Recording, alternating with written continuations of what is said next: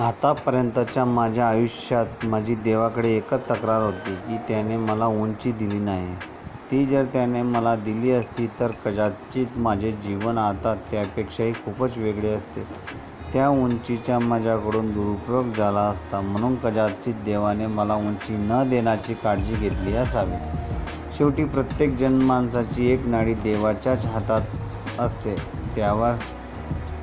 त्यामुळे तर माझा विश्वास बसला आहे. भूतकाळ मागे वळून पाहिल्यावर माझ्या लक्षात आले की उंचीमुळे काय काय गमवावे आहेत ते. एखाद्या मुलीने एखाद्या मुलाच्या प्रेमात पडायला आवश्यक असणाऱ्या जवळजवळ सर्व उंच्या माझ्याकडे होत्या.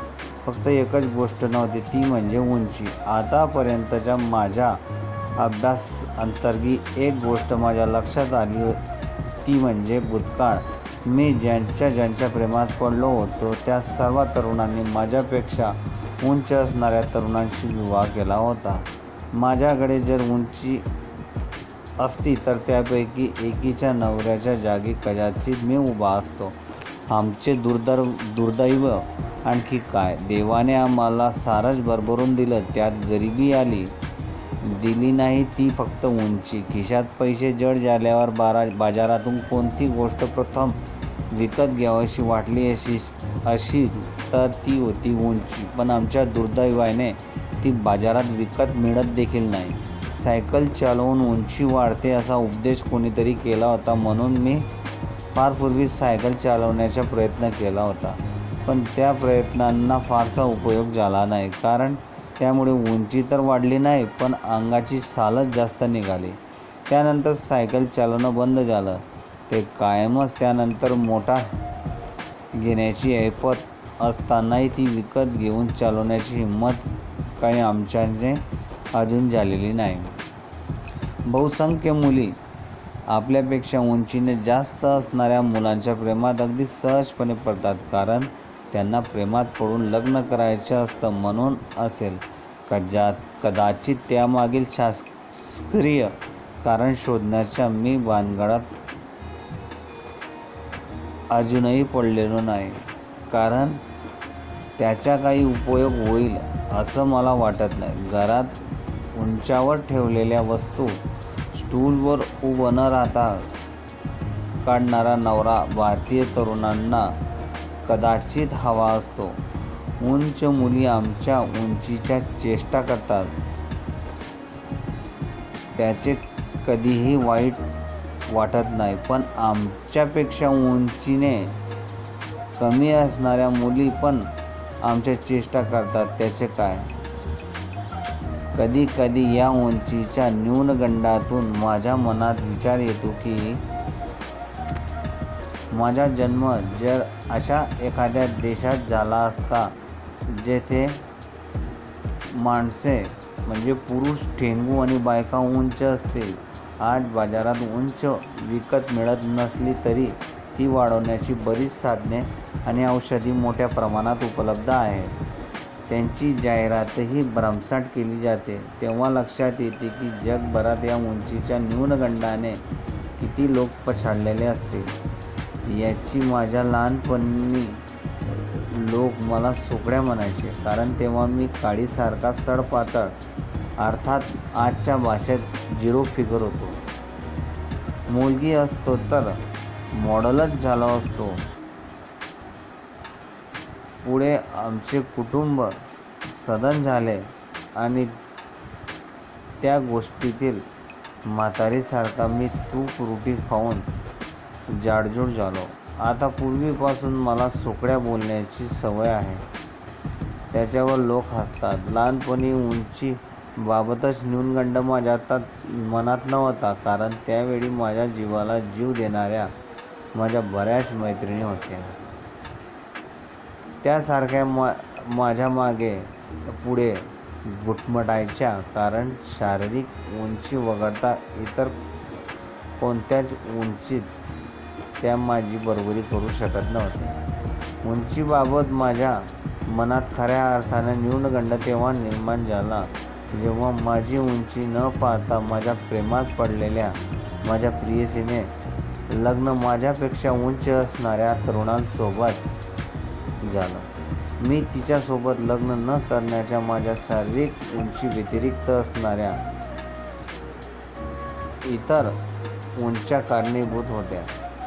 हे वेगळं लग्नाच्या बाजारात स्वतःला विकायला काढल्यावरच मला खऱ्या अर्थाने उंचीची किंमत लक्षात आली. प्रेमाच्या बाजारात मी अनेक वेळा विकलो गेलो होतो, पण तेव्हा मला माझी उंची कधीच आडवी आली नव्हती. माझ्या बाबतीत असं बऱ्याचदा होतं की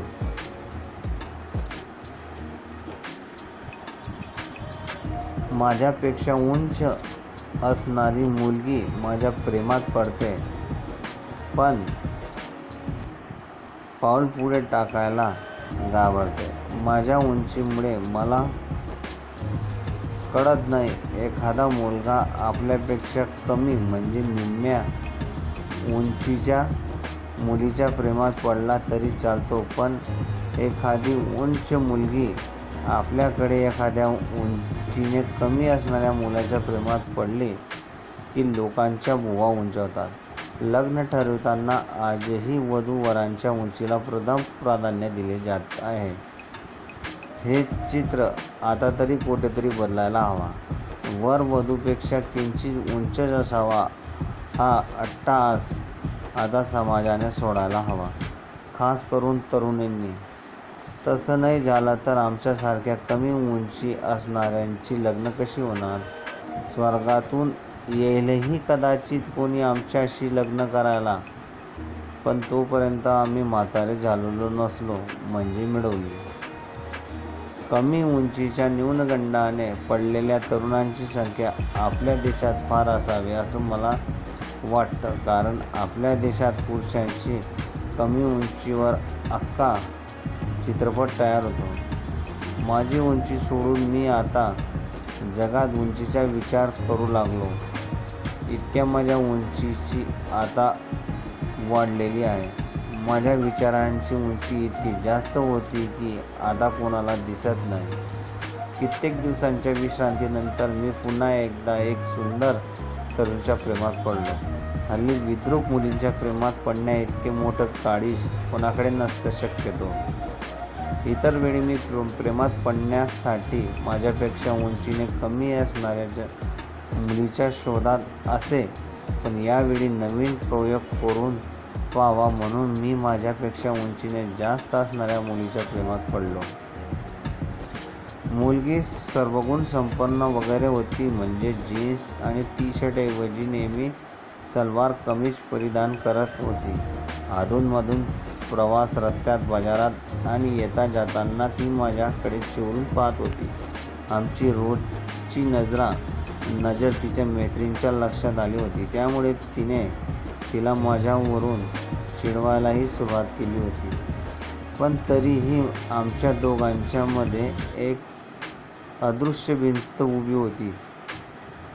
उंची नसावी, तिच्या प्रेम स्वीकारायला मी केव्हाही तयार होतो, कारण मला माझ्याहून सर्वात बाबतीत उंच असणारी प्रेयसी चालणार होती. म्हणजे मला ती तशी हवी होती. माझ्यावरील तिचे प्रेम प्रथम तिने व्यक्त करावं असं मला वाटत होतं, कारण उंचीबाबत माझ्या मनात जो काही थोडा न्यूनगंड होता तो त्यामुळे दूर झाला असावा. माझ्या मनातील उंचीबाबतच्या न्यूनगंडावर तिच्याकडे औषध होते. ते औषध तिच्याकडून मला मिळाले की नाही हे येणारा काळच ठरवेल. तरी मी एक गोष्ट ठामपणे सांगू शकतो की माझी होणारी पत्नी माझ्यापेक्षा किंचित का होईना पण उंचच असेल, कारण मला झालेल्या उंची नावाच्या आजारावर तिची उंची हेच औषध असणार आहे.